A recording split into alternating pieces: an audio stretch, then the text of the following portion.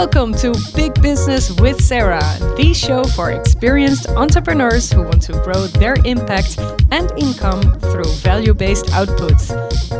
Are you a freelancer or a small business owner with 10 to 20 years of work experience?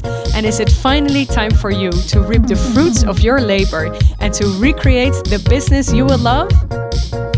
My name is Sarah Berckenkamp, and I'm helping you every Thursday to take your dream business closer to reality.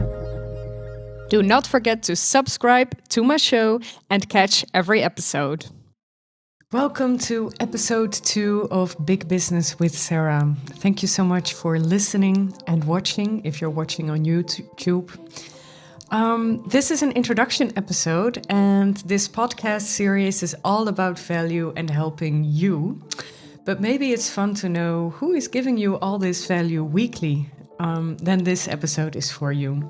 Feel free to skip this and continue to the next episode. You're always welcome to come back to this.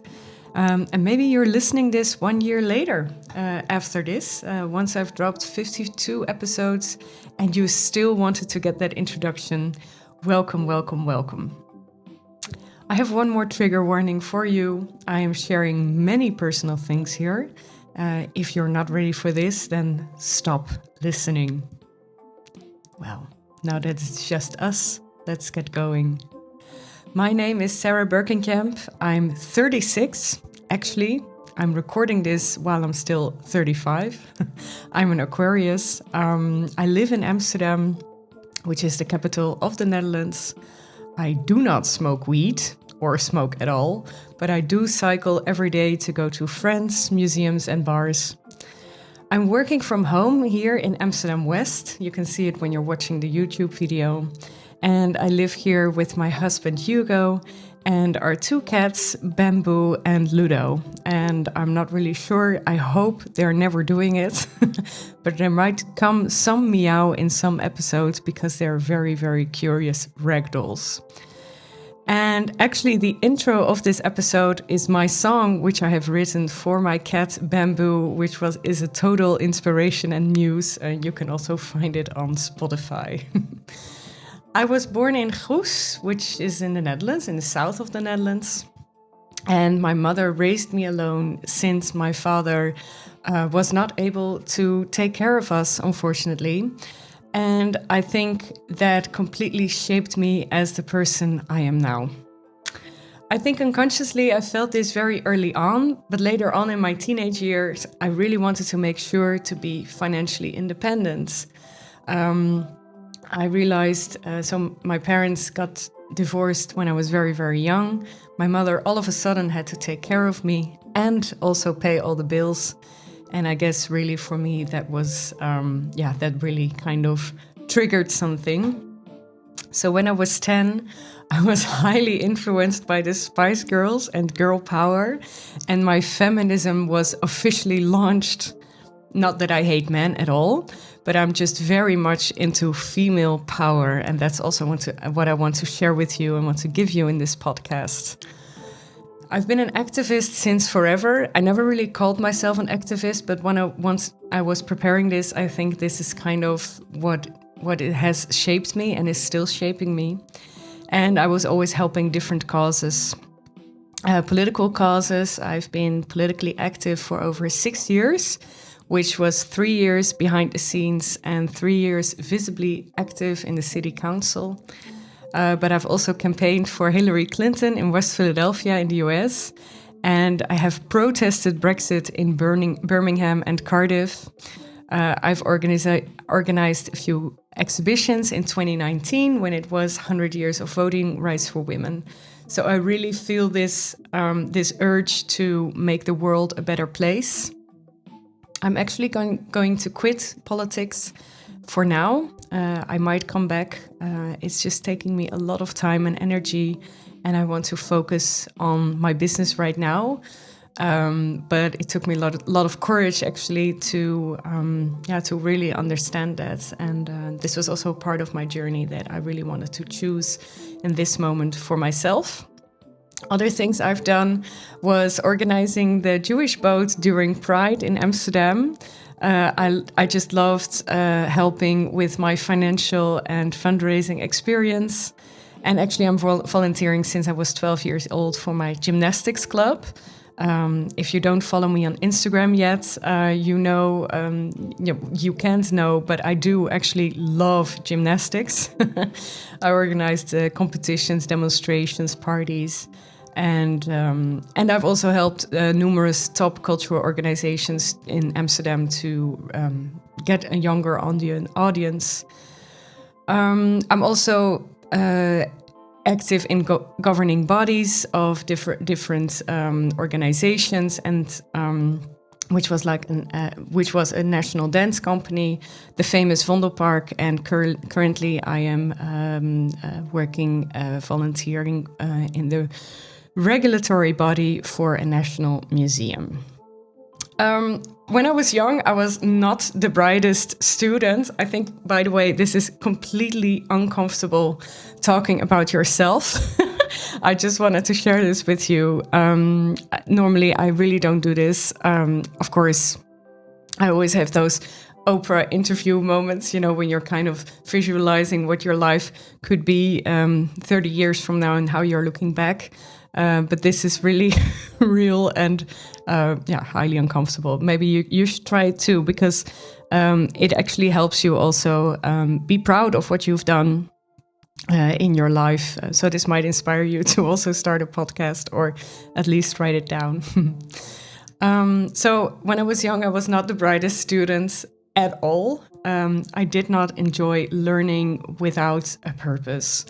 Maybe it was because I never knew what it meant to study at a university, because my parents didn't go to university, or have a job in which I should actually use my brain, because I was a very practical child. I always loved doing things, organizing things, putting things together. So I did a college education on sports education, and I loved it. This is where I learned to stand in front of a group, coach people, to create lessons, materials, and really create stuff. And during that time, people were encouraging me to continue to further my studies and get my bachelor's degree. And then I chose for my other passion, arts and culture.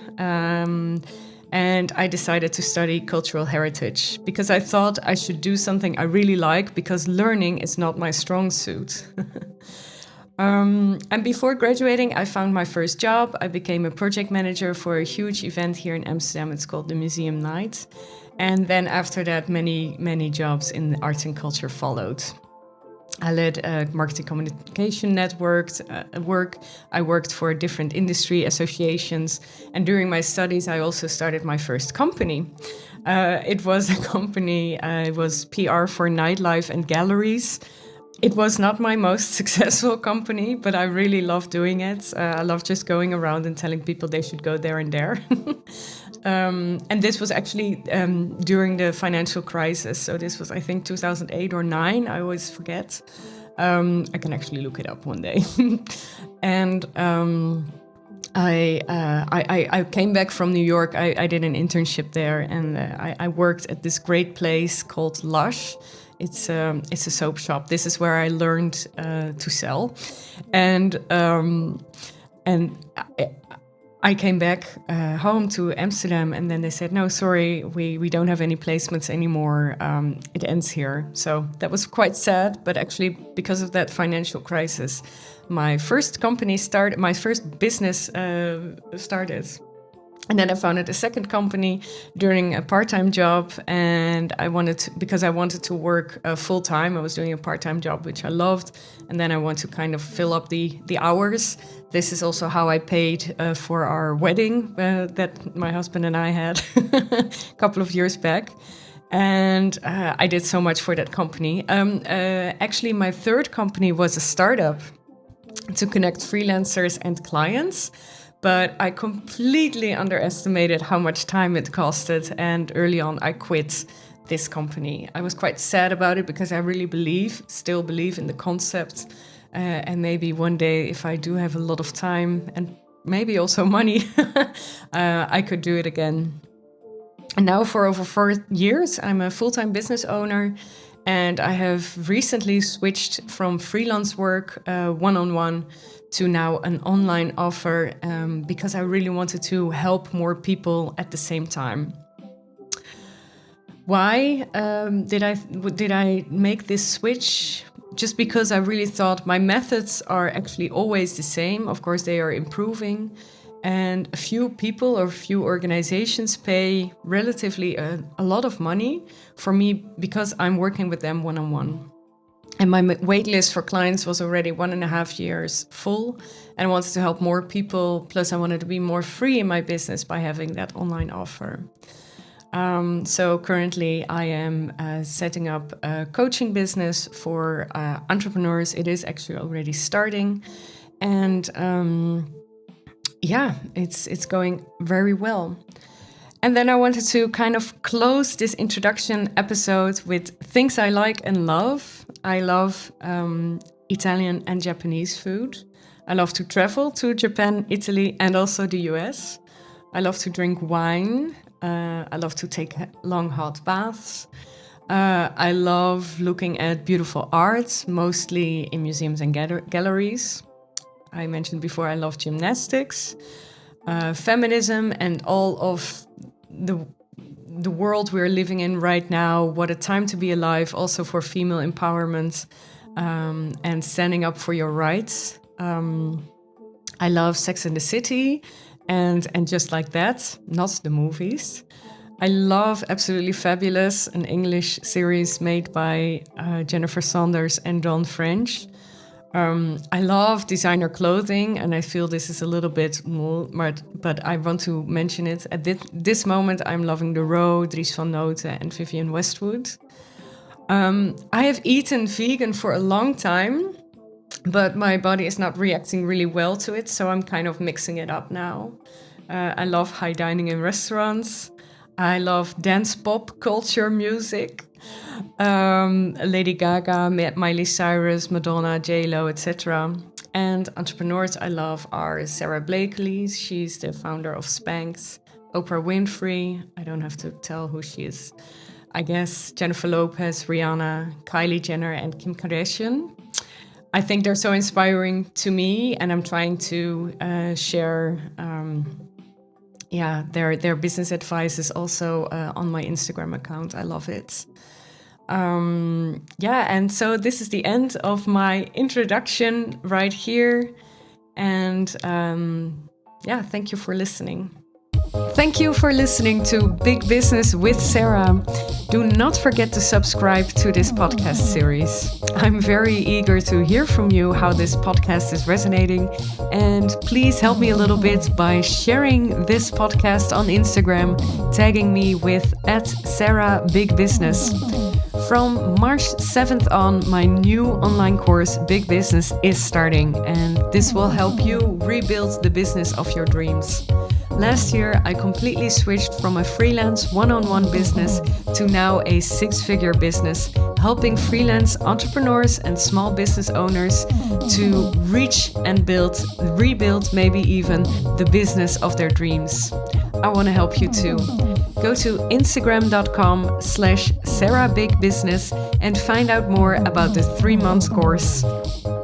Doors close at March 14th.